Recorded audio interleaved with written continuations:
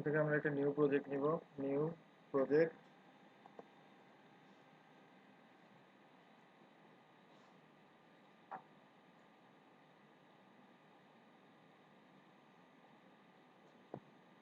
এখান থেকে সিলেক্ট করতে হবে ভিজুয়াল সি শার্প। তারপর এখানে দেখতে হবে যে ডটনেট ফ্রেমওয়ার্কটা যাতে 4.5 বা তার উপরে থাকে। এখান থেকে চেঞ্জ করে নিতে হবে। যদি ডটনেট ফ্রেমওয়ার্ক 3 বা 4 এরকম থাকে, এটা চেঞ্জ করে একদম আপার লেভেলটা আসতে হবে, অথবা 4.5 এ রাখলেও হবে। আমরা এমভিসি সিলেক্ট করলাম।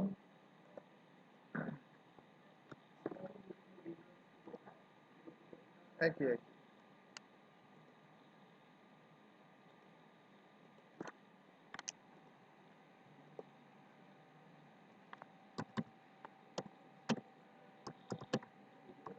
হ্যাঁ, হচ্ছে।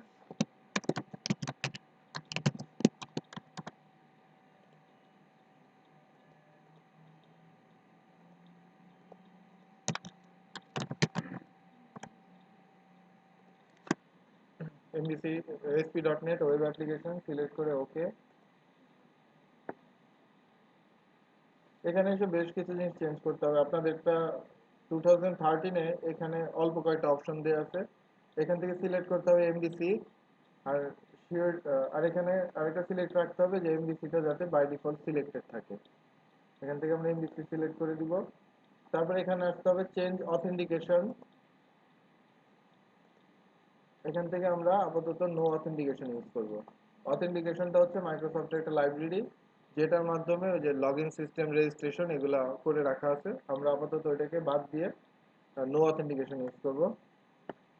তারপর হচ্ছে ওকে। এটা আপনাদের আসবে না, এরকম 15 আসবে এটা।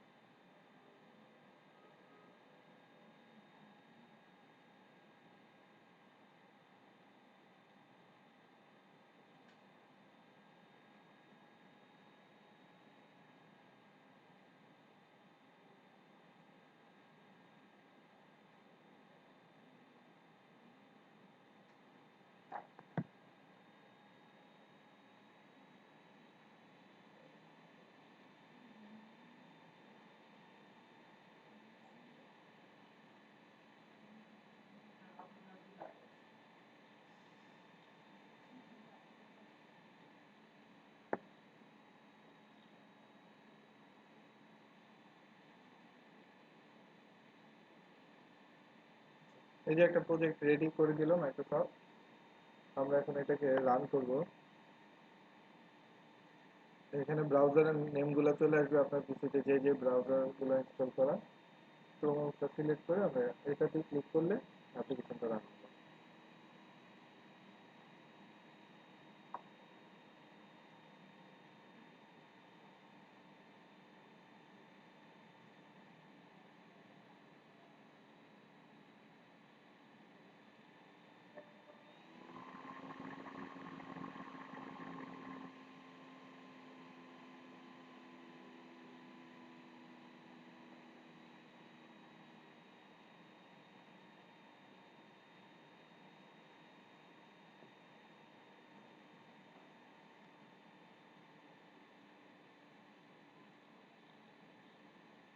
এই যে পেজটা আসলো।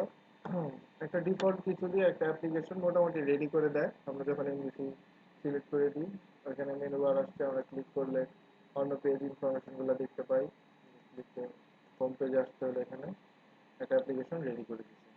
এখন আমাদের বুঝতে হবে আসলে এমভিসি জিনিসটা কি, কেন এমভিসি আমরা ইউজ করবো।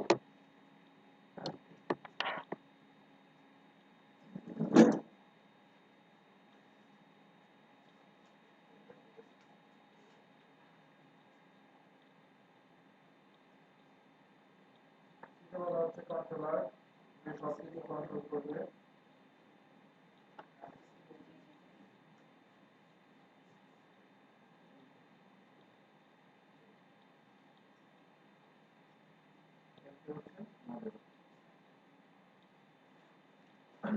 যদি ব্রাউজারে কিছু একটা লিখি, এরকম আমাদের একটা ওয়েবসাইট অ্যাড্রেস দিলাম, তারপর .google.com। আমরা যখন ব্রাউজারে এটা লিখে এন্টার ক্লিক করি, তখন আসলে রিকোয়েস্টটা চলে আসে এই কন্ট্রোলারের কাছে। কন্ট্রোলারে এমভিসিতে যে কোনো রিকোয়েস্ট, অর্থাৎ আমরা যেখানে যে ক্লিক করতেছি, অ্যাবাউটে ক্লিক করলে রিকোয়েস্ট যাচ্ছে, কন্ট্যাক্টে ক্লিক করলে রিকোয়েস্ট যাচ্ছে, সব রিকোয়েস্টই আসবে কন্ট্রোলারের কাছে। কন্ট্রোলার তখন কন্ট্রোলার ভিউ আর এখানে মডেল, কন্ট্রোলার যেটা করবে, তার যদি কন্ট্রোলারের কাছে যে রিকোয়েস্টটা আসলো, সেই রিকোয়েস্টটা থেকে যদি তার কোনো ডাটা সার্ভার থেকে, অর্থাৎ ডাটাবেস হোক বা কোনো ফাইল সিস্টেম হোক, যদি তার ডাটা রিড করার প্রয়োজন হয়, তাহলে সেই রিকোয়েস্টটা মডেলের কাছে পাঠাবে। মডেল থেকে ডাটাটা নিয়ে এসে সে তার কোনো ভেরিয়েবলের মধ্যে রাখবে। পরবর্তীতে সে যেটা ইউজারের কাছে পাস করে যদি দেখাবে, সেটা হচ্ছে ভিউ। অর্থাৎ আমরা এখানে যে জিনিসটা দেখতে পাচ্ছি, সেটা হচ্ছে কিন্তু ভিউটাকে কল করে দেওয়া হয়। সবসময় যে কন্ট্রোলার ডাটাবেসের কাছে যাবে বা কোনো ফাইল সিস্টেমের থেকে ডাটা রিড করবে তা কিন্তু না। যেমন ফার্স্টে যখন আমরা google.com লিখি, কি আসে? গুগলের শুধু একটা পেজ আসে। ওই পেজটা আনার জন্য তো গুগলের কোনো ডাটাবেস থেকে ডাটা প্রয়োজন হয় না। তাহলে সে কি করে? আমরা জাস্ট রিকোয়েস্টটা পাঠাই ফার্স্ট ক্ষেত্রে, সে শুধু আমাকে একটা ভিউ তৈরি করে দেয়। কিন্তু যখন ওই সার্চ বক্সটাতে আমি কিছু লিখে বাটন প্রেস করি, সে তখন কি করে? তখন তো রিকোয়েস্ট কন্ট্রোলারের কাছেই আসে।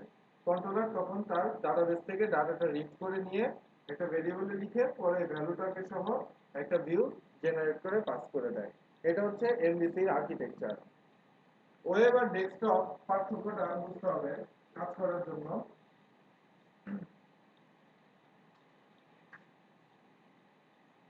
এটা একটা ব্রাউজার,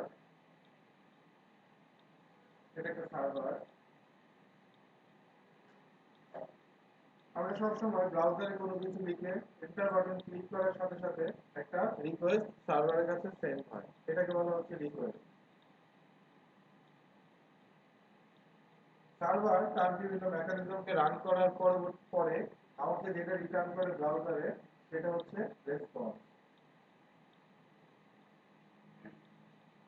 কিন্তু আর্কিটেকচারাল পার্থক্যটা হচ্ছে এই, আমরা যখন একটা ব্রাউজার থেকে সার্ভারের কাছে রিকোয়েস্ট পাঠাই এবং যখন আমার কাছে রেসপন্সটা চলে আসে, এই যে তাদের মধ্যে যে কমিউনিকেশনটা থাকে, এটা কিন্তু সাথে সাথে বন্ধ করে দেওয়া হয় কানেকশনটা।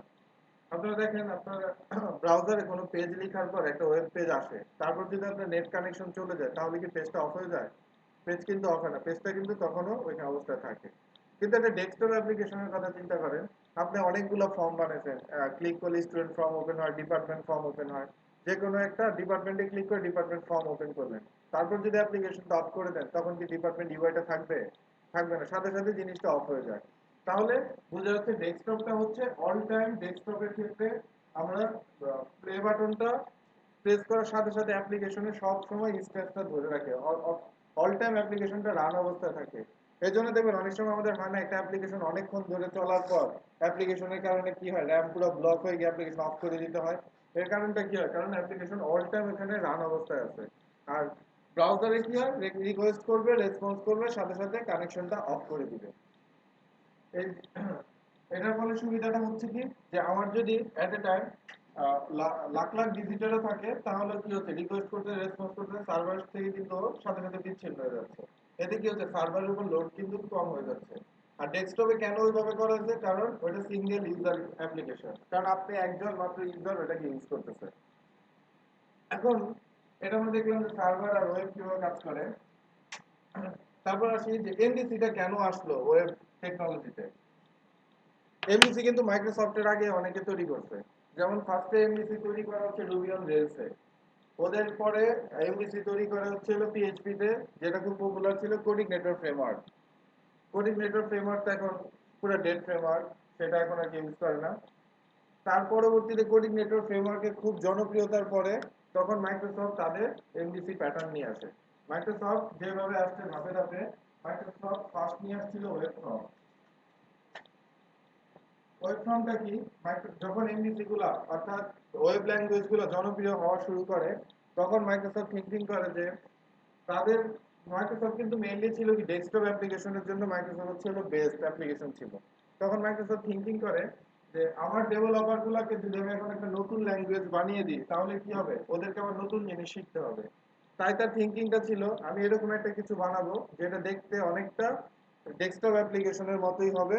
ডেস্কটপ অ্যাপ্লিকেশন করে সে অ্যাপ্লিকেশন ডেভেলপ করবে, সে এটাকে ওয়েবে কনভার্ট করে ফেলবে।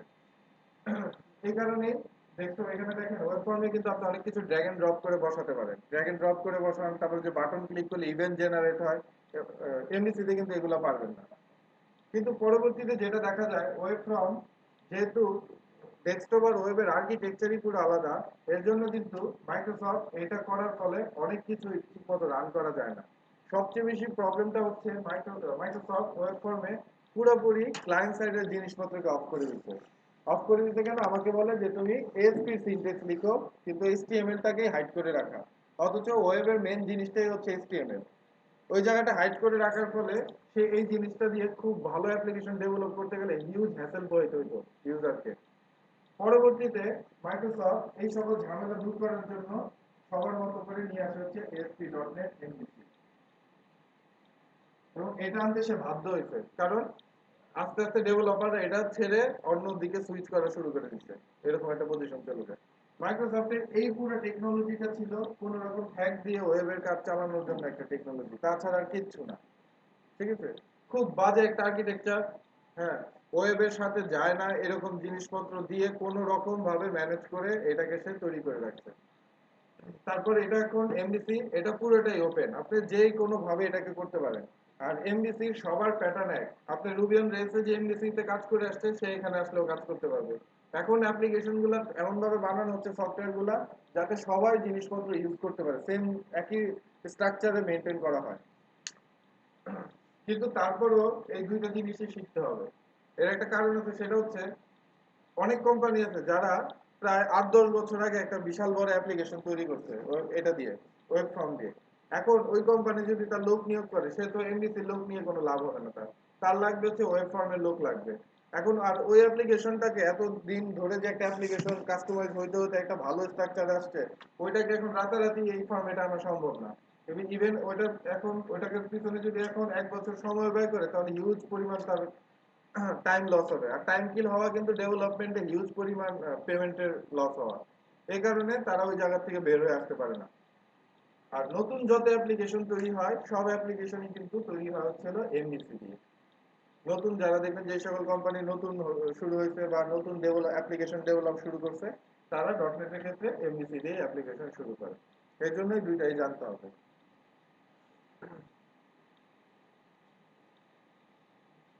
ওয়েব কিন্তু বিশাল বড় একটা সেক্টর। ডেস্কটপে যেমন অল্প কয়েকটা কম্পোনেন্ট টানাটানি করে কাজ করলে হয়ে যায়, এখানে কিন্তু তা না। ওয়েবে আপনাকে ভালো করতে হলে বেশ কিছু জিনিস জানতে হবে। HTML5 একটু ডিজাইনের কাজ তো সবারই করতে হয়, CSS2 এন্ড CSS3, জাভাস্ক্রিপ্ট, এটা ছাড়া এখন ওয়েবের কথা কল্পনাই করা যায় না। আর যত গ্রাফিক্যাল ইন্টারফেস দেখেন, এই যে মাউস রাখলে এরকম ইফেক্ট হয়, চেঞ্জ হয়ে যাচ্ছে, নিচে ক্লিক করলে উপরে চলে যাচ্ছে, সব ইফেক্ট বানানো হয় হচ্ছে জাভাস্ক্রিপ্টের একটা লাইব্রেরি ব্যবহার করে, যেটার নাম হচ্ছে jQuery। আর জাভাস্ক্রিপ্টকে স্ট্রাকচারাল কোডিং করার জন্য আরেকটা জিনিস জানা লাগবে, সেটা হচ্ছে অ্যাঙ্গুলার জেএস। এই যে জিনিসপত্রগুলো লাগবে ওয়েবের ক্ষেত্রে, এগুলো ছাড়া যে ওয়েব অ্যাপ্লিকেশন হবে সেটা কি হবে, অ্যাপ্লিকেশন হবে, অ্যাপ্লিকেশন রান করবে, কিন্তু এখন অ্যাপ্লিকেশন ইউজার ওইরকম চায় না। যেমন মনে করেন আপনি একটা স্টুডেন্ট টেবিল তৈরি করছেন, আপনার ট্রুড লাগবে, ইনসার্ট সিলেক্ট ডিলিট আপডেট তো করতে হবে। একটা বাটন ক্লিক করলেন, আপনাকে ইনসার্ট করার জন্য সে আপনাকে আরেকটা পেজে নিয়ে যাবে, ওইখানে আপনি কিছু লিখে ইনসার্ট করলেন, ওইরকম চায় না। এখন চায় কি, এখানে উপরে একটা বাটন থাকবে, ইনসার্ট নিউ স্টুডেন্ট, ক্লিক করবেন, একটা পপ আপ আসবে, পপ আপ আপনি লিখে এন্টার ক্লিক করবেন, আপনাকে বলবে ইনসার্ট সাকসেসফুলি, পপ আপটা চলে যাবে, নিচের দিকে ডাটাগুলো চলে আসবে। এখন এক পেজে বসে মানুষ সব কাজ করতে চায়। এর জন্য এই জিনিসগুলোর ডিপেন্ডেন্সি এখন অনেক বেড়ে গেছে। জাভাস্ক্রিপ্ট আজ থেকে 2 বছর আগে এত পপুলার ছিল না, কিন্তু যখনই একটা, আপনারা জানেন একটা নতুন ক্লায়েন্ট সাইড সার্ভার আসছে, সেটা নাম হচ্ছে নোড জেএস। সেটা আসার পর পরই ক্লায়েন্ট সাইডের রিকোয়ারমেন্ট হিউজ পরিমাণে বেড়ে গেছে। এবং গ্রাফিক্যাল ইন্টারফেস আপনি এগুলো ছাড়া কখনোই দিতেই পারবেন না। সার্ভার সাইড তো আর, সার্ভার সাইডের কাজ কি, ও ডাটা নিয়ে কাজ করে, ও তো আর ডিজাইন নিয়ে কাজ করে না। ডিজাইন নিয়ে আর ডিজাইন লুক এন্ড ফিল যদি ভালো না হয় এই সফটওয়্যার কেউ নিবে না। আপনি একটা খুব বাজে অ্যাপ্লিকেশনের মধ্যে আপনি হিউজ স্ট্রাকচারাল প্রোগ্রামিং করছেন, কিন্তু যার জন্য অ্যাপ্লিকেশন বানাবেন সে কি প্রোগ্রামিং বুঝে? সে প্রোগ্রামিং বুঝে না। সে বুঝে কি তার দেখে ভালো লাগতে হবে, তার ইজিলি কাজ করতে পারলেই হলো। আর ডেভেলপমেন্ট আরেকটা ভুল, আমরা সবাইকে ইঞ্জিনিয়ার ভাবি। এটা সবাই তো আর ইঞ্জিনিয়ার না। আপনি যার জন্য অ্যাপ্লিকেশন ডেভেলপ করতেছেন সেই ইঞ্জিনিয়ার না, সে একজন নর্মাল ক্লায়েন্ট। তার অবস্থান থেকে আপনাকে থিঙ্কিং করতে হবে অ্যাপ্লিকেশন কিরকম হলে তার জন্য সুবিধা হয়। এখন আপনি একটা মুদি দোকানের তাদের জন্য একটা ছোটখাটো সফটওয়্যার তৈরি করলেন, পজ বানিয়ে দিলেন একটা। এখন তাকে আপনি বললেন যে তোমার যদি 4-5টা প্রোডাক্টের সেল করতে যাও তাহলে তুমি এখানে কুয়েরিটার মধ্যে লিখে দাও, সে তো আগেই দৌড় দিবে, ওর থাকে অ্যাপ্লিকেশন আমার দরকার নাই, যেটা কুয়েরি লিখে দিতে হয়, তাই না? কিন্তু আপনি যদি বলতেন একটা ইঞ্জিনিয়ার যে সিএসসি পড়তেছে ওরা যদি বলতেন যে তুমি কুয়েরির মতো করে এগুলো লিখে দাও, সেইটাতে আমার খুব হ্যাপি। হ্যাঁ, তার কাছে এটা ভালো লাগছে, এটাই তার কাছে ভালো যে এতগুলো সিলেক্ট করার থেকে আমি কুয়েরিতে মধ্যে বসাই দিই। আপনাকে ক্লায়েন্ট বুঝতে হবে কিরকম, তার জন্য কার জন্য আপনি অ্যাপ্লিকেশন বানাবেন।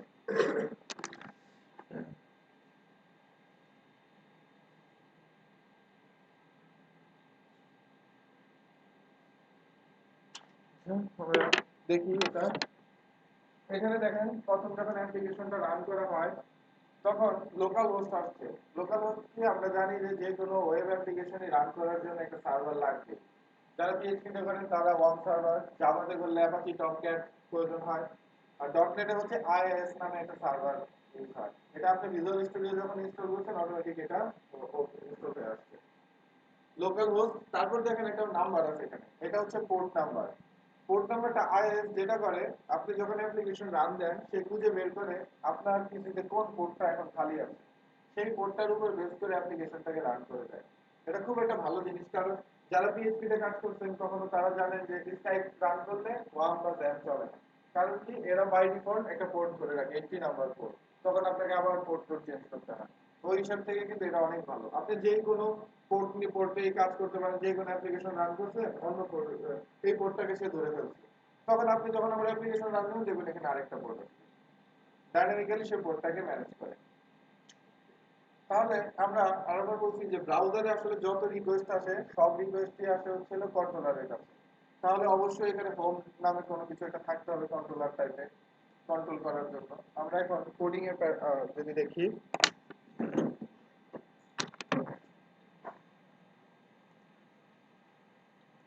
অ্যাপ্লিকেশনটা অফ করলাম, সলিউশন এক্সপ্লোরার।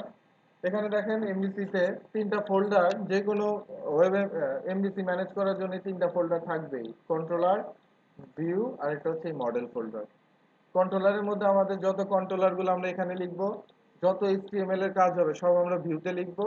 আর মডেল হচ্ছে আমাদের ডাটা নিয়ে যত কাজ হবে, আমার ফাইলের থেকে ডাটা রিড করার প্রয়োজন হতে পারে, সব ইনফরমেশন আমার লিখতে হবে এই মডেলের মধ্যে। ফার্স্টে আমরা কন্ট্রোলারে আসি। দেখেন এখানে একটা বাই ডিফল্ট কন্ট্রোলার লেখা আছে, হোম কন্ট্রোলার। এখানে ব্রাউজারে স্ল্যাশ দিয়ে যা থাকবে তখন বুঝতে হবে এমবিসির ক্ষেত্রে এখানে আরো 2-3টা থাকতে পারে বা অন্য নাম থাকতে পারে। আপনার এই লোকাল হোস্টের পরে পোর্ট নাম্বারের পরে যেটা থাকবে এটাই হচ্ছে আপনার কন্ট্রোলারের নাম। আর পরের যে অংশটা থাকবে এটা হচ্ছে কন্ট্রোলারের কোনো ব্যাকবোন। যেমন এখানে আমরা পেজগুলো যদি চেঞ্জ করি, অ্যাবাউটে ক্লিক করলে আচ্ছা, তাহলে এই যে অ্যাবাউট নামে একটা অ্যাকশন এখানে আছে। আমরা যদি কোডে আসি,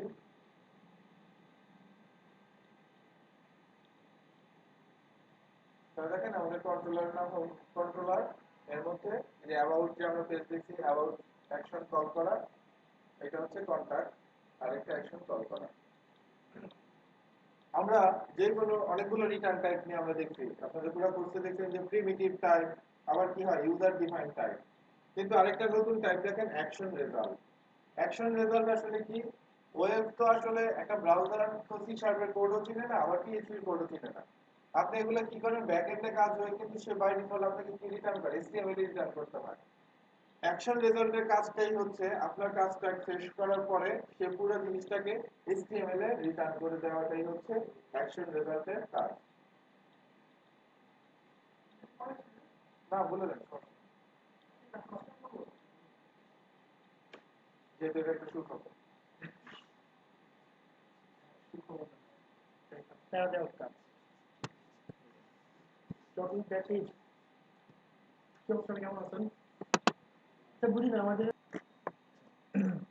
এখানে তাহলে আমরা যদি আমাদের নিজের মতো করে একটা মেথড লিখি, স্ট্রিং, আমরা স্ট্রিং রিটার্ন করি, স্ট্রিং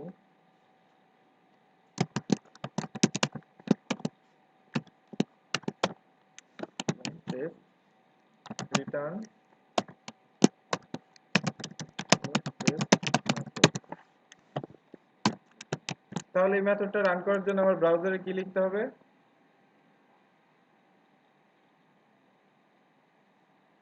ফার্স্টে আমাকে লিখতে হবে কি, হোম, তারপর স্ল্যাশ দিয়ে লিখতে হবে টেস্ট। কারণ কোনো অ্যাকশন, এগুলোকে বলা হয় action method. Action method run করার জন্য যে কোনো অ্যাকশন মেথড ফার্স্টে কন্ট্রোলারের নাম লিখতে হবে, দেন লিখতে হবে সেই অ্যাকশনটার নাম। আমরা অবজেক্ট ওরিয়েন্টেড প্রোগ্রামিং কি মেথড ফাংশন যেগুলো থাকে ওগুলোকে কি বলি, মেথড বলি। কিন্তু এমভিসির ভাষায় এগুলোকে বলা হচ্ছে সব অ্যাকশন মেথড। তাহলে আমরা যদি এখন ব্রাউজারে এটা লিখি,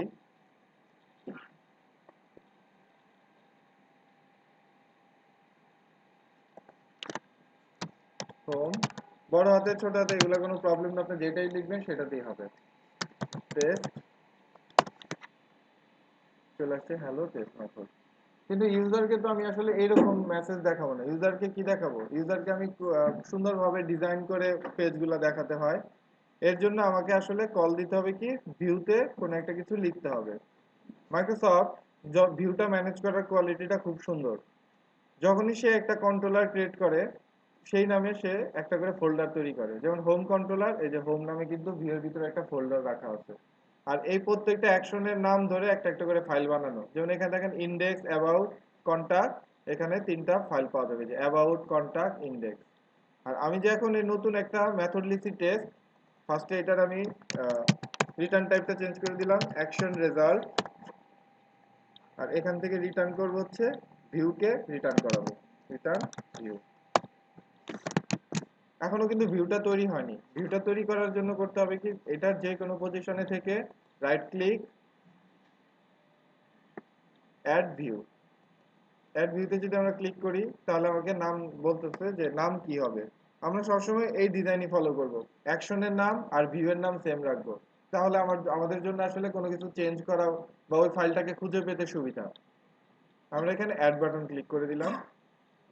তাহলে কি ফাইল তৈরি হবে? হোমের ভিতরে টেস্ট নামে একটা ফাইল তৈরি হবে, টেস্ট ডট সিএসএসটিএমএল পেজ। এই যে ফাইলটা তৈরি হয়ে আসছে এখানে, টেস্ট ডট সিএসএসটিএমএল। এখানে আমরা যা কিছু লিখবো ব্রাউজারে সেটাই আমাকে দেখাবে।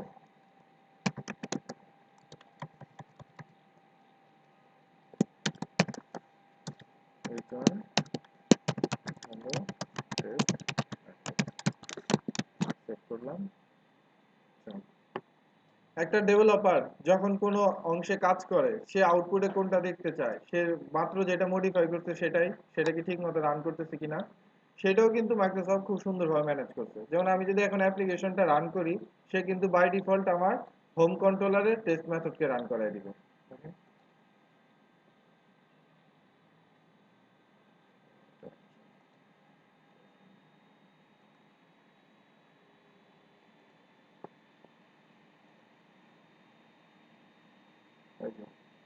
হোমের টেস্ট মেথড রান হয়ে আসছে, এই যে হ্যালো টেস্ট মেথড চলে আসছে এখান থেকে।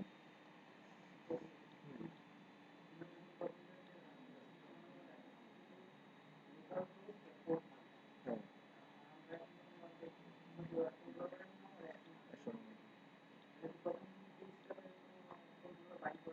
হ্যাঁ, আছে ওটা, ওটা আমি বলবো। ওটা একটা ডিফল্ট অপশন সবখানে দেয়া থাকে, যে আমি কোনো কন্ট্রোলারের নাম না লিখলেও একটা কন্ট্রোলারকে সে রান করাবেই বাই ডিফল্ট। হ্যাঁ, অ্যাকশন রেজাল্ট হচ্ছে, এখান থেকে আমি আসলে কল করছি কোনটা, এই পেজটাকে, এই যে টেস্ট ডট সিএসএসটিএমএল পেজ। আমরা জানি যে ব্রাউজারে আসে হচ্ছে এইচটিএমএল পেজ, কিন্তু এই পেজটার নাম দেখেন সিএসএসটিএমএল, মানে আপনি এইটার মধ্যে সি শার্পের কোডও লিখতে পারবেন, আবার এইচটিএমএল এর কোডও লিখতে পারবেন। তাহলে কাউকে না কোনো মেথডকে তো কোনো একটা প্রসেসকে এই যে সিএসএসটিএমএল অর্থাৎ সি শার্পের কোডটাকেও তো এইচটিএমএল এ কনভার্ট করতে হবে। এই কনভার্টের কাজটাই করে হচ্ছে অ্যাকশন রেজাল্ট রিটার্ন টাইপটা। ক্লিয়ার? হ্যাঁ, আমি দেখাচ্ছি, আমি লিখি আগে দেখেন। এটা আমরা লিখলাম, রিটার্ন থেকে ভিউটাকে কল করে দিলাম। এখন সবসময় তো আমরা শুধু এমনি ভিউ কল করাবো না, আমাদের তো কোনো ডাটা পাস করার প্রয়োজন হতে পারে। আমরা এখন দেখবো যে কন্ট্রোলার থেকে কিভাবে ডাটা পাস করাতে যায়। কন্ট্রোলারের থেকে ডাটাকে ভিউতে নিয়ে যাওয়ার জন্য একটা ক্লাসের হেল্প নেওয়া হয়। সেই ক্লাসটার নাম হচ্ছে ভিউ ব্যাগ ক্লাস। নামটা দেখেন ভিউ ব্যাগ, অর্থাৎ ব্যাগে করে ভিউ এর কাছে নিয়ে যাবে, এর জন্য নামটা কিন্তু এরকম হয়েছে, ভিউ আর ব্যাগ। আমরা এখানে একটা ভেরিয়েবল নিলাম ডট মেসেজ, ডাইনামিক ভেরিয়েবল নিতে হয়, এখানে দিলাম হ্যালো এমসিসি ক্লাস। এখানে আমরা একটা ভেরিয়েবল সেট করলাম মেসেজ নামে। তাহলে তো এই ভেরিয়েবলটা আমাকে এখন ধরতে হবে। ভেরিয়েবলটা কোন ল্যাঙ্গুয়েজে সেট করা? সি শার্পে সেট করা। তাহলে আমার এখানে কল করতে হলে সি শার্পে এটা কল করতে হবে। আমি এখন H1 এ আসলাম। CSHTML এ আপনি যদি সি শার্পের কোড লিখতে চান, তাহলে আপনি যখন একটা @ দেন, তখনই সে বুঝে যায় এখান থেকে সি শার্পের কোড শুরু হবে। এইভাবে ওরা ম্যাপটা করছে, কারণ কোনো না কোনো ভাবে তো ম্যাপ করতে হবে, নাহলে সে কম্পাইল করার সময় কিভাবে বুঝবে কোথায় সি শার্পের কোড শুরু হচ্ছে কোথায় শেষ হচ্ছে। আপনি @ দিলে তখন সে বুঝবে এখান থেকেই সি শার্পের কোড শুরু হবে। আমরা এখানে এখন যদি লিখি ভিউ ব্যাগ ডট, ভিউ ব্যাগের একটা প্রবলেম আছে। প্রবলেমটা হচ্ছে আমরা এমনিসিতে বা সি শার্পে যত কোড করছি এর মধ্যে কোনো ভ্যালু সেট করলে আমরা ডট দিলে কি ভ্যালুটাকে পেতাম, কিন্তু ভিউ ব্যাগের মধ্যে ডাইনামিক প্রপার্টি হওয়ার ফলে আপনি ডট দিলে ওই প্রপার্টিটা পাবেন না এখানে। এটাকে কি করতে হবে, হার্ড কোডে লিখে দিতে হবে। এখন আমরা লিখে দিয়ে এখন অ্যাপ্লিকেশনকে রান যদি করি,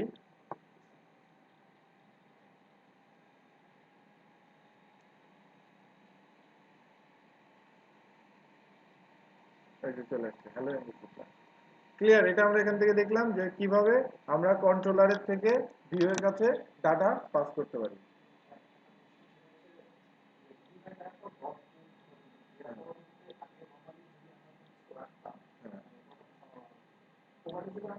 হ্যাঁ, দেখাইতে পারি।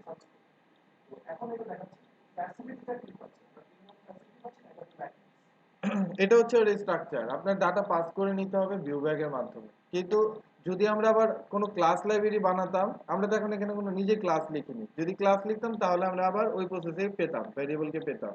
কিন্তু যেহেতু আমার এখন কোনো ক্লাস নাই, তাহলে কি আমার কোনো একটা কারো একটা ক্লাসের হেল্প নিয়ে তো আমার ভ্যালুকে নিয়ে যাইতে হবে। এই ক্ষেত্রে আমি ইউজ করতেছি ভিউ ব্যাগটা। এখানে আমরা ভ্যালুটাকে পাচ্ছি।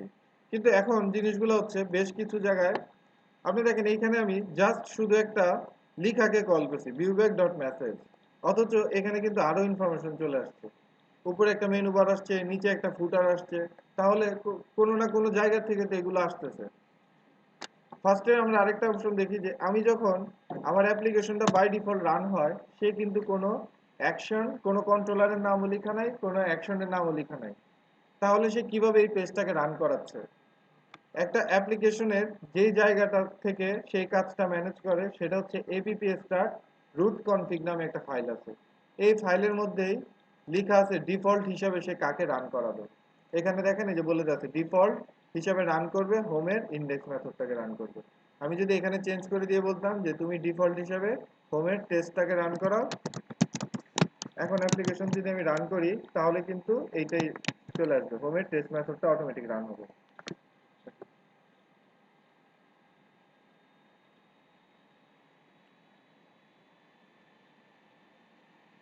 হ্যালো এমসিকিউ, এই জায়গাটা থেকেই বলে দিতে হয় ডিফল্ট হিসাবে কাকে রান করাবো। এতটুকু আমরা দেখলাম, ক্লিয়ার এতটুকু? না, ডিফল্ট এটা আপনি যখন এমভিসি অ্যাপ্লিকেশন ক্রিয়েট করছেন, এটা ডিফল্ট এই জিনিসটা তৈরি হয়ে আসছে।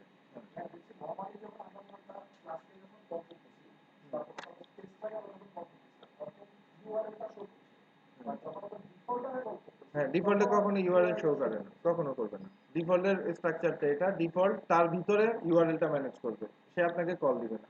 একটা এমভিসি ইঞ্জিন কিভাবে কাজ করে, এমভিসি ইঞ্জিন ফার্স্টে যখন আপনি অ্যাপ্লিকেশনটাকে রান করেন, সে ফার্স্টে এপিপি স্টার্টে খোঁজা শুরু করে এখানে তার ইনফরমেশন কি কি আছে। এখানে যদি রুট কনফিগারেশন যেটা পেয়ে যাচ্ছে সে ওইটাকে রান করে দিচ্ছে ভিতর থেকে। এটা সব এমভিসিতে কিন্তু একই রকম। যেমন আপনি চিন্তা করেন একটা e commerce application Daraz dot com, হুম, ওইখানে কি আপনার কোনো কন্ট্রোলারের নাম কিছু লিখা লাগে? কিচ্ছু লিখা লাগে না, আপনি শুধু ওয়েবসাইটটা লিখেন। ও তো সেম ভাবে কোনো একটা অ্যাকশনকেই কল দিয়ে দিচ্ছে। তো কলটা করাচ্ছে হচ্ছে এই জায়গাটা থেকে। সব এমভিসিতে রুট কনফিগ ফাইল থাকবেই থাকবে, রুটের মধ্যে সবকিছু ম্যানেজ করা হয় এই জায়গাটা। ওকে, এটা আমরা দেখলাম ডিফল্টটা। কিন্তু এখন এই মেনু বার বা ফুটারটা কোত্থেকে আসতেছে? প্রত্যেকটা ওয়েব অ্যাপ্লিকেশন কিন্তু আপনি দেখেন প্রথম আলো ওয়েবসাইটের কথা চিন্তা করেন, তাহলে কি পুরো সাইটটা ফার্স্টে কি ছোট ছোট নিউজ থাকে, মেনু বার ফুটার টুটার, আর এই সাইডে হচ্ছে কি তাদের বিজ্ঞাপন টিজ্ঞাপন থাকে। আপনি যখন একটা পেজে অন্য একটা নিউজে ক্লিক করেন, দেখবেন যে তাদের পুরো পেজের আর্কিটেকচার কিন্তু একই, শুধু মাঝখানের কন্টেন্টটুকু চেঞ্জ হয়। তাহলে আসলে কি প্রত্যেকটা ওয়েব অ্যাপ্লিকেশনে একটা মাস্টার পেজ থাকে। এই যে মাস্টার পেজটা, এমভিসিতে যেই জায়গাটাতে মাস্টার পেজটা থাকে সেটা হচ্ছে আসতে হবে ভিউ এর ভিতরে শেয়ার্ড নামে একটা ফোল্ডার আছে। শেয়ার্ড এর ভিতরে লেআউট ডট সিএসএসটিএমএল পেজটাকে বলা হয় মাস্টার পেজ। মাইক্রোসফট কিভাবে বুঝে কোনটা মাস্টার পেজ? এটা হচ্ছে তার প্যাটার্ন, আন্ডারস্কোর লেআউট দিয়ে যে পেজটা আছে সেটাই হচ্ছে মাস্টার পেজ। তার কনফিগারেশনে বলে দেওয়া আছে এই নামে যে পেজ থাকবে সেটাই মাস্টার পেজ হিসেবে আসবে। তাহলে আমি এটা বুঝলাম এটা মাস্টার পেজ, কিন্তু আমি যে কোডগুলো লিখতেছি সেই কিভাবে আমার এই মাস্টার পেজের সাথে পাস করে দিচ্ছে? এখানে যদি আসেন লেআউট সিএসএসটিএমএল এ, নিচের দিকে আসলে এখানে একটা অংশ লেখা আছে রেন্ডার বডি। রেন্ডার বডি ফাংশনের কাজই হচ্ছে আপনি যখনই কোনো ভিউ তৈরি করবেন, সে বাই ডিফল্ট আপনার ভিউকে এই জায়গাতেই কল করাবে। দেখেন আমি যদি এর আগে কিছু একটা লাইন লিখে দিই, এখানে একটা কিছু লিখলাম, এখানে একটা কিছু লিখলাম, এখন রান করাচ্ছি অ্যাপ্লিকেশন।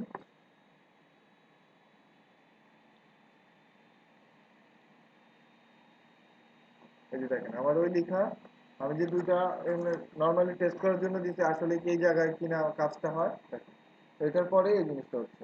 অর্থাৎ আপনি যখনই কোনো ভিউ তৈরি করেন, সেটা এই রেন্ডার বডির কাজই হচ্ছে আপনার ভিউকে এই লোকেশনের মধ্যে পাস করে দেয়া। এটাই হচ্ছে রেন্ডার বডি ফাংশন।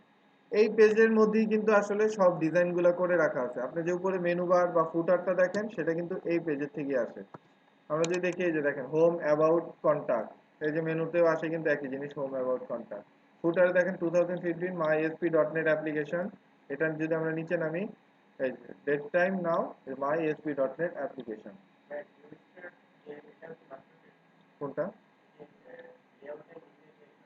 না, এটা হচ্ছে অ্যারো।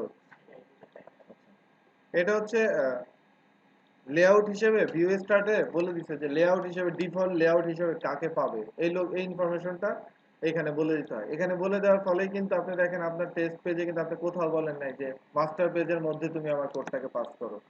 সেটা বলা হয়েছে কোথায়? গ্লোবালি বলে দেওয়া আছে। সেটা হচ্ছে এই ভিউ স্টার্টের মধ্যে গ্লোবালি বলে দিতে হয় যে লেআউট বলতে আমি এই ইনফরমেশনটাকে বোঝাচ্ছি। ওকে, তাহলে আমরা পেলাম এই হেডার, এই উপরের মেনু বারও খুঁজে পেয়েছি এবং নিচের এই অংশটাও খুঁজে পাইছি। কিন্তু এটা তো একটা কোনো একটা কিছু দিয়ে ডিজাইন করা, না হলে এই কালার গুলা কোত্থেকে আসতেছে? এটা কিন্তু একটা ফ্রেমওয়ার্ক, মাইক্রোসফট কিন্তু এমভিসি বাই ডিফল্ট একটা ফ্রেমওয়ার্ক দিয়ে ডিজাইন হয়ে আসে। এই ফ্রেমওয়ার্কটার নাম বলতে পারবেন? Bootstrap framework. Bootstrap framework by default এর মধ্যে ইমপ্লিমেন্ট হয়ে আসছে। একটা পেজের মধ্যে কি কি জিনিস ব্যবহার করা হয়েছে সেই ইনফরমেশন সবসময় দেখতে পাবেন। পেজটাকে রাইট ক্লিক করে ভিউ পেজ সোর্সে ক্লিক করলে এখানে দেখতে পাবেন যে কি কি সিএসএস ফাইল আছে বা কি কি জাভাস্ক্রিপ্ট ফাইল আছে, সেগুলো এখান থেকে দেখা যায়। আপনি যদি এটা ক্লিক করেন তাহলে দেখতে পাবেন এই ফ্রেমওয়ার্কটা, এই যে বুটস্ট্র্যাপ ফ্রেমওয়ার্ক 3.0.0 অ্যাড করে রাখা আছে এর মধ্যে। ঠিক আছে?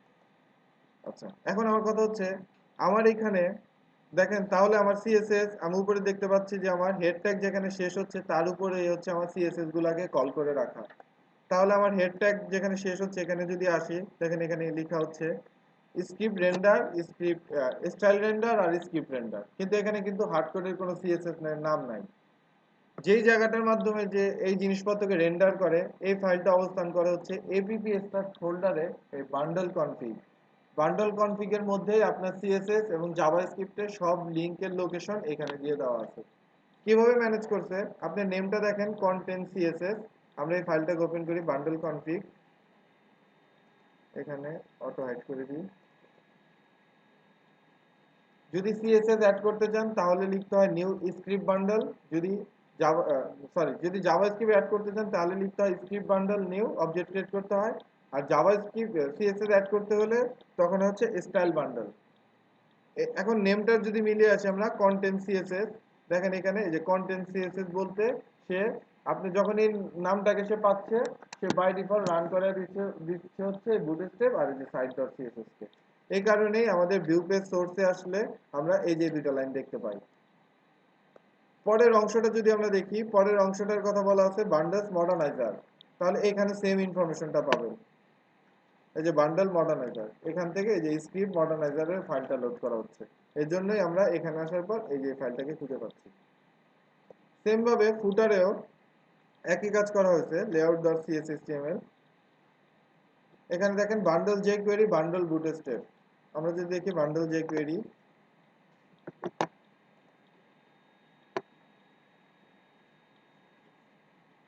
স্ক্রিপ্ট বান্ডেল, বান্ডেল বুটস্ট্র্যাপ, যেটার মাধ্যমে যে বুটস্ট্র্যাপ ডট জেএস টা লোড করাচ্ছে। এই যে ফাইলটা আসতেছে নিচে, বুটস্ট্র্যাপ ডট জেএস, এই ফাইলটা সেখানে পাচ্ছে। আর যে কোয়েরিটা যদি দেখি, সে ফার্স্টে লোড করাচ্ছিল কোনটা, লেআউট সিএসএসটিএমএল এ বান্ডেল যে কোয়েরি। আমরা বান্ডেল কনফিগ আসি, এই যে বান্ডেল যে কোয়েরি, সেই যে কোয়েরি ফাইলটাকে লোড করে দিচ্ছে। এইভাবে সে সিএসএস জাভাস্ক্রিপ্টকে ম্যানেজ করে রাখছে। ক্লিয়ার? কোন কোন জায়গা থেকে কোন জিনিস আসতেছে এমডিসি তে? আপনার সিএসএস আসতেছে এই সলিউশন এক্সপ্লোরারে। আপনি যদি দেখেন সিএসএস গুলো আসে হচ্ছে বান্ডেল কনফিগ থেকে। তারপর রুট কনফিগারেশনের ডিফল্ট রুট কই যাবে সেই ইনফরমেশন আপনাকে বলতে হবে। রুট কনফিগ এর মধ্যে যত আপনি ভিউ তৈরি করবেন সব পাওয়া যাবে ভিউ এর মধ্যে। মাস্টার পেজ পাওয়া যাবে শেয়ার্ড এর লেআউট ডট সিএসএসটিএমএল এর মধ্যে, পাওয়া যাবে হচ্ছে মাস্টার পেজ। এই হচ্ছে মোটামুটি তার এই কনফিগারেশন।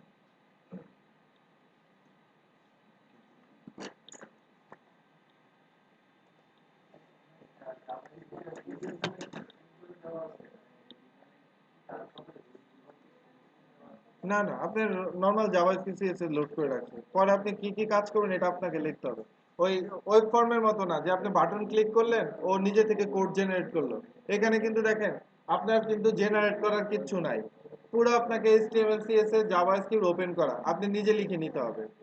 এইটা ওপেন করে না দিলে কি হইতো, এখনো সে ওই আর্কিটেকচার থেকে সরে আসতে পারতো না।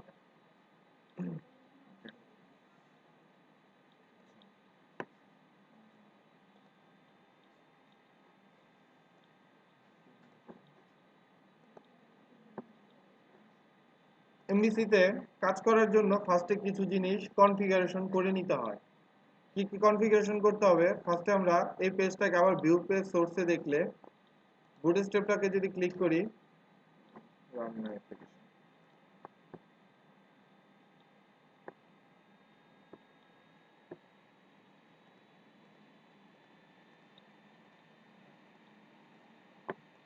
ভিউ পেজ সোর্স, এখানে বুটস্ট্র্যাপে ক্লিক করলে এখানে দেখতে পাবেন ওদের ভার্সন হচ্ছে ভার্সন 3.0, অর্থাৎ অনেক পুরাতন ভার্সন।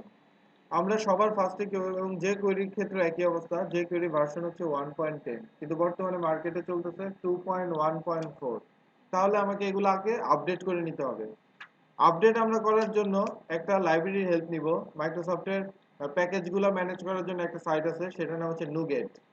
নুগেটের মাধ্যমেই সবগুলো প্যাকেজ ম্যানেজ করা হয়।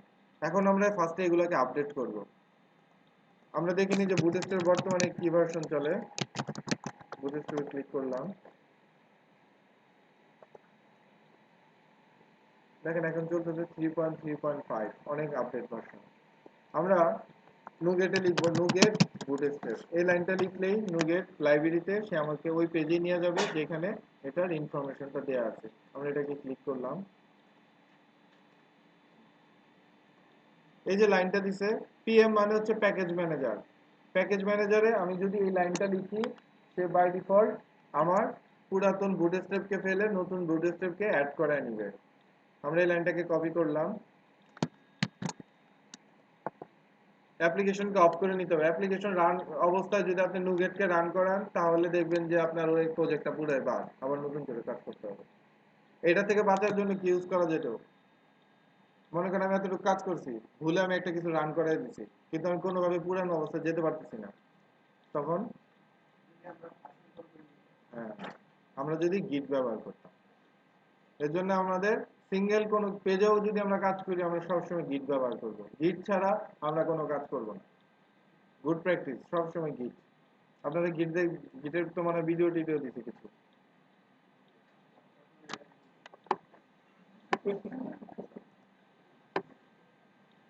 টুলসে আসলাম, নুগেট প্যাকেজ ম্যানেজার কনসোল। এখানে আসার পর আমাকে এখানে যে লাইনটা আমরা দিলাম, দেখলাম যে ও দিছে, আর সাথে আমাদের দেখবো যে আসলে কি কি হচ্ছে এটা দেখার জন্য এটাকে আমরা ডক করে দিলাম। আর সিএসএস ফাইলগুলো থাকে হচ্ছে কন্টেন্টের মধ্যে থাকে সিএসএস ফাইল, জাভাস্ক্রিপ্ট ফাইল থাকে হচ্ছে স্ক্রিপ্ট ফোল্ডারের মধ্যে। এখন আমরা ওই কমান্ডটাকে দিয়ে রান চালাই দিব, পেস্ট করব এখানে, পেস্ট, এন্টার। তাহলে সে যেটা করবে ফার্স্টে আমার এখানে খুঁজে দেখবে বুটস্ট্র্যাপ প্যাকেজটা আছে কিনা, যদি থাকে আমার পুরাতন প্যাকেজটাকে ডিলিট করে সে নতুন প্যাকেজকে বসাবে। আর যদি আপনি যেটা রান করাচ্ছেন সেটা পুরান হয়, ওটা যদি নতুন হয়, তখন কিন্তু আপনাকে বলবে যে আপনার অলরেডি নতুন অ্যাপ্লিকেশন, নতুন সিস্টেম আছে, পুরাতনে ফিরে যাওয়া যাবে না। এটা আনার জন্য আপনি যাইতে হবে টুলস, নুগেট প্যাকেজ ম্যানেজার, তারপর যাইতে হবে প্যাকেজ ম্যানেজার কনসোল, এটা ক্লিক করলে চলে আসবে। বুটস্ট্র্যাপটা আমরা আপডেট করলাম। এখন আমরা যে কোয়েরিটাকে আপডেট করব সেম ভাবে আমরা লিখব। এইখানেও কিন্তু সার্চ করে লেখা যায়, কিন্তু এখানে সার্চ করলে হবে কি অনেক ভার্সন আছে, সে সবসময় করবে কি আপনাকে নতুন ভার্সনে নিয়ে আসবে, যেটা হবে কি বেটা ভার্সন। বেটা ভার্সন জিনিসটা কি, যেটা এখনো ওরা মাত্র তৈরি করে আপ করছে, কিন্তু ওইটার এখনো টেস্টিং ফুললি ডান হয়নি, সেটাকে বলা হয় বেটা ভার্সন। আমরা যখনই কোনো কাজ করবো আমরা কখনোই বেটা ভার্সন ইউজ করব না, আমরা সবসময় ওই ভার্সনটা ইউজ করবো যেটা স্টেবল। এই ইনফরমেশনটা আপনি পাবেন এখান থেকে নিচে নামেন, দেখবেন এই যে যেটা স্টেবল অবস্থায় থাকবে সেটা এরকম দিস ভার্সন বা স্টেবল এরকম লেখা থাকবে। আর যেটা নতুন ভার্সন এখানে দেখেন এই যে লেখা আছে কিন্তু আলফা, এখনো ফুল রিলিজ হয়নি, আলফা রিলিজ দিয়ে রাখছে মাত্র, এখন এটা আপডেট ফুললি ওরা ডান করেনি। এর জন্য আমরা এই টাইপের জিনিস ইউজ করব না। আমরা সবচেয়ে বেস্ট আমরা এটা লিখে দিব, যেমন আমার এখন যে কোয়েরি লাগবে আমি লিখবো যে কোয়েরি নুগেট, তাহলে ও আমাকে গুগল থেকে যখন নিয়ে আসে তখন আমাকে স্টেবল ভার্সনে নিয়ে আসবে সবসময়। আমি শুধু এই লাইনটা লিখবো, ইনস্টল প্যাকেজ jQuery। এটার ক্ষেত্রে আমি দেখবো যে এখানে বেশ কিছু ফাইল, এই যে স্ক্রিপ্টটাকে ওপেন করে রাখি, দেখেন আপাতত এখানে কিন্তু স্ক্রিপ্টে দেখাচ্ছে যে jQuery 1.10 পুরান ভার্সনগুলো দেখাচ্ছে, সেই ফাইলগুলোকে ফেলে সব নতুন আপ করে দিবে, পেস্ট।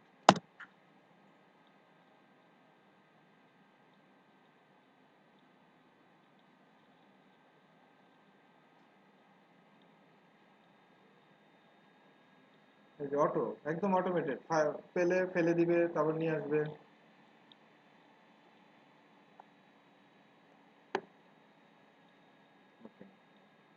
দুইটা জিনিস আমরা আপডেট করে ফেললাম। আর এমভিসিতে আপনি এই দুইটাকে যদি আপডেট নাও করেন, একটা জিনিস মাস্ট বি আপনাকে আপডেট করতে হবে, সেটা হচ্ছে এনটিটি ফ্রেমওয়ার্ক। এনটিটি ফ্রেমওয়ার্ক যদি আপডেট না করেন তাহলে হবে কি ও আপনাকে ডাটাবেসের কাজগুলো খুব ইজিলি করতে দিবে না। এর জন্য আমরা এখানে লিখবো entity framework NuGet, entity framework NuGet. এই লাইনটা লিখলে এনটিটি ফ্রেমওয়ার্কের ভার্সনে নিয়ে আসবে। সেম ভাবে এই লাইনটা আমরা দিব, কপি, টুল, কন্ট্রোল।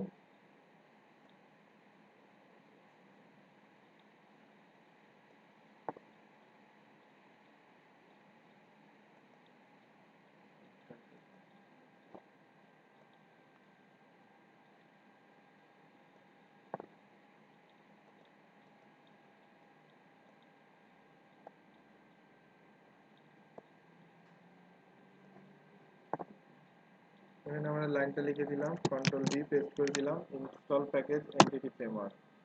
সেম ভাবে এও আমার পুরাতন এনটিটি ফ্রেমওয়ার্ককে বাদ দিয়ে নতুন এনটিটি ফ্রেমওয়ার্ককে অ্যাড করে নেব।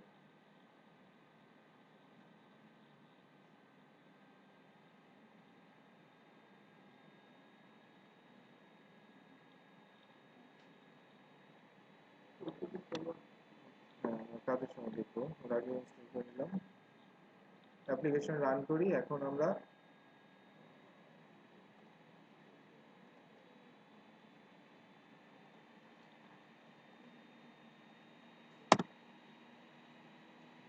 এখন আমরা ভিউ পেজ সোর্সে যদি ক্লিক করি, বুটস্ট্র্যাপটাকে ক্লিক করলাম, দেখেন এখন কিন্তু সে নতুন ভার্সন 3.1, এবং নিচের দিকে আসলে দেখেন যে কোয়েরি এই যে 2.1, অর্থাৎ আমাদের সব আপডেট অটোমেটিক চলে আসছে। এর জন্য এই ব্যবহার করা হয়, এই প্যাকেজটা ইউজ করা হয় নুগেট। নুগেটে আপনি এরকম প্রচুর লাইব্রেরি পাবেন আপনার কাজের জন্য। কোন একটা যে কোয়েরি লাগতেছে, কোন একটা জাভাস্ক্রিপ্ট লাগতেছে, আপনি এখানে নুগেটে সার্চ করলেই পাবেন মাইক্রোসফটের বিভিন্ন প্যাকেজ। হোমে আসি, এখানে প্রচুর প্যাকেজের লেখা আছে কিভাবে করতে হবে স্টেবল। ওইখান থেকে করা যায়। আরেকটা জায়গা হচ্ছে আপনি নুগেট করতে পারবেন, সেটা হচ্ছে tools, NuGet package manager, solution. ওইটাতে ক্লিক করলে কি হবে, আপনাকে আর যে গুগল সার্চ করে করে বের করতে হবে না, এখান থেকে আপনি দেখতে পাবেন। কিন্তু এটা হচ্ছে 15-এ খুব একটা ভালো হয়নি জিনিসটা। এখানে তখন আপনাকে প্যাকেজগুলো দেখাবে, সিলেক্ট করে আপনি ইনস্টল ক্লিক করলে ওগুলো ইনস্টল হবে। ওইটা করতে হবে একটা।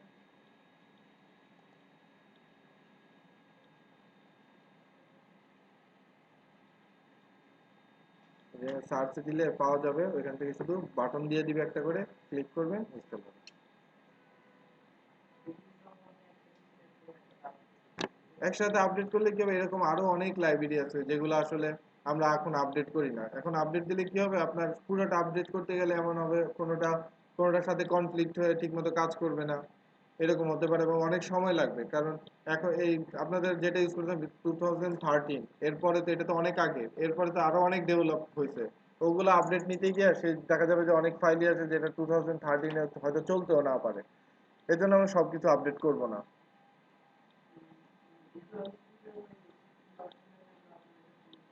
আমি এটা ডাইরেক্ট ইনস্টল হয়ে গেছে, আপনি নেটের থেকে ডাইরেক্ট ইনস্টল করতে পারেন বা ইয়ের থেকে টর্রেন্ট থেকে ডাউনলোড করে নিলেন।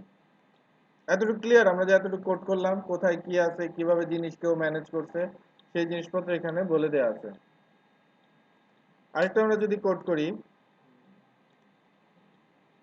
এটা রেখে একটা ফাইল ডিলিট ক্লোজ অল বাদ। আমি এখন চাচ্ছি H1 এর কালারটাকে অন্য একটা কালার করে দিতে, তাহলে আমাকে কি করতে হবে, সিএসএস এ কোড লিখতে হবে। এখানে আরেকটা চেঞ্জ, আমরা এটা সব সময় করে নিব, লেআউট সিএসএসটিএমএল এ পেজ, লেআউট সিএসএসটিএমএল এ আমরা এইখানে এই যে একটা লাইন আছে লাস্টে ফুটার থেকে, এই লাইনটাকে কপি করে, কপি কাট না কিন্তু কপি করে এইখানেও বসালাম। কেন বসালাম আমি সেটা বলবো। এটার নাম চেঞ্জ করে দিলাম, মনে করেন মাই সিএসএস নাম দিয়ে দিলাম, আবার দুটো একটু লিখলাম। এখন এখানে আমি H1 এর কালারটা চেঞ্জ করব। H1 এর কালার চেঞ্জ করার জন্য আমাকে কি লিখতে হবে, স্টাইল দিয়ে কোড করতে হবে। দেখেন সব কিন্তু আপনার জন্য উন্মুক্ত, এখানে HTML করতে পারেন, CSS করতে হবে, যা খুশি তা করতে পারেন। ওইটার মতন আপনাকে CSS ASP এর সিনট্যাক্স ছাড়া অন্য কিছু নিবে না, একদম পুরো ওপেন করে দেয়া। এখানে আমি লিখলাম H1 কালার,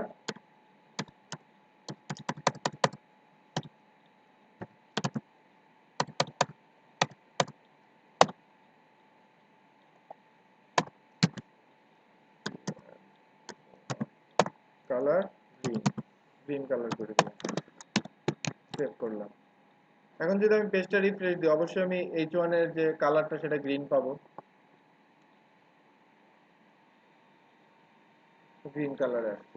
ভিউ পেজ সোর্সে যদি আমরা দেখি, তাহলে দেখেন আমার এই যে স্টাইলটা আসছে এখানে, কারণ আমি এখানে লিখছি এখানে আসছে, কারণ আমি জানি যে যেখানে রেন্ডার বডি হয়েছে ওইখানেই তো আমার কোড আসবে, আদার্স তো কোথাও আসতে পারবে না। কিন্তু একটা গুড ওয়েব পেজ ডিজাইনের ক্ষেত্রে সিএসএস আসলে আসা উচিত ছিল কোথায়, এখানে না, এই পজিশনটাতে। সেম ভাবে আমি যদি এখানে একটা জাভা স্ক্রিপ্টের কোড লিখি,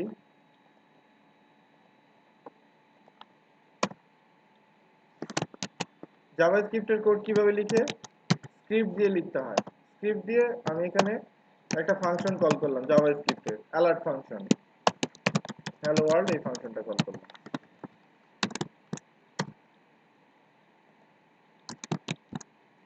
রান করি,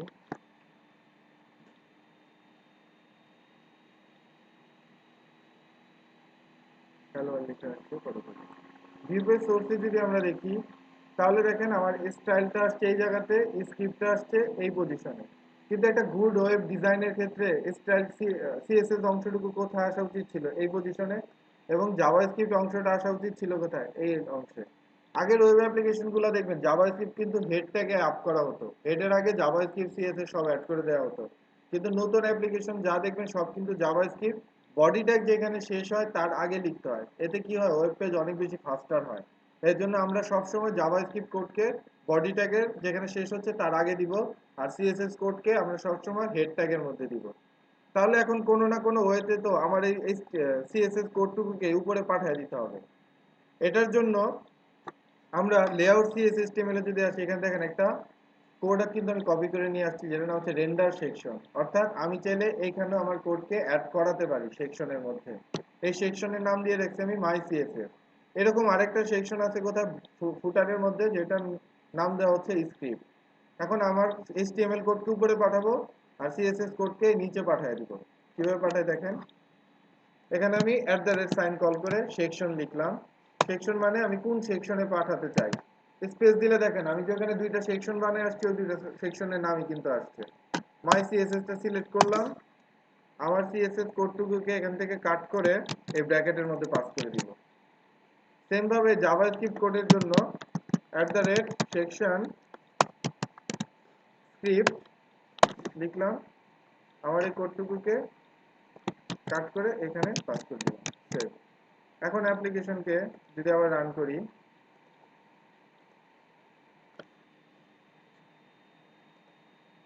ভিউ পেজ সোর্স, দেখেন সিএসএস কোথায় চলে আসছে, সিএসএস উপরে চলে আসছে আর জাভাস্ক্রিপ্ট এই যে নিচে।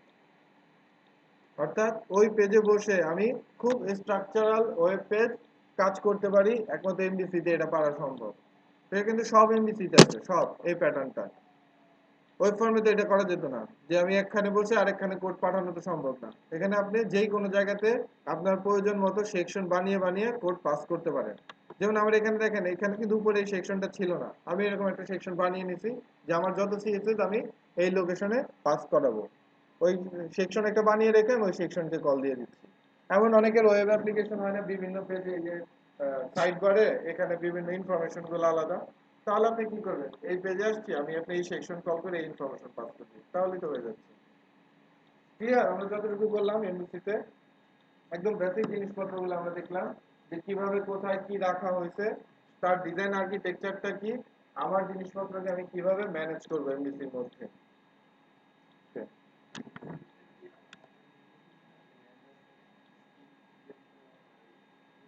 এটা এই লাইনটা, ওইটাকে আমরা কপি করে নিয়ে আসছি। কপি করে, হ্যাঁ আগে তৈরি করা ছিল, এটা এমডিসি যখন ডিফল্ট কিছু একটা তৈরি করে দিয়েছে ওইটার মধ্যেই ছিল ওই অংশটা। আমি ওইটাকে যেহেতু আমার সিএসএস লেখার জন্য এরকম একটা সেকশন ছিল না, আমি এর জন্য কি করলাম, ওই লাইনটা কপি করে নিয়ে সেখানে বসালাম, এখানে একটা নামটা চেঞ্জ করে দিলাম। তাহলে আমার দুই জায়গাতেই দুইটা সেকশন আমি বানিয়ে রাখলাম। আমার সিএসএস এর যত কোড করবো আমি এই সেকশনকে কল দিব, তাহলে কোড আমার এখানে চলে আসবে। আর জাভাস্ক্রিপ্ট যা বানাবো আমি ওই সেকশনকে কল দেবো, কোড ওখানে চলে যাবে। Easily manageable. সব ভিডিওটা সেভ করি, একটা ব্রেক দিই 10-15 মিনিটের।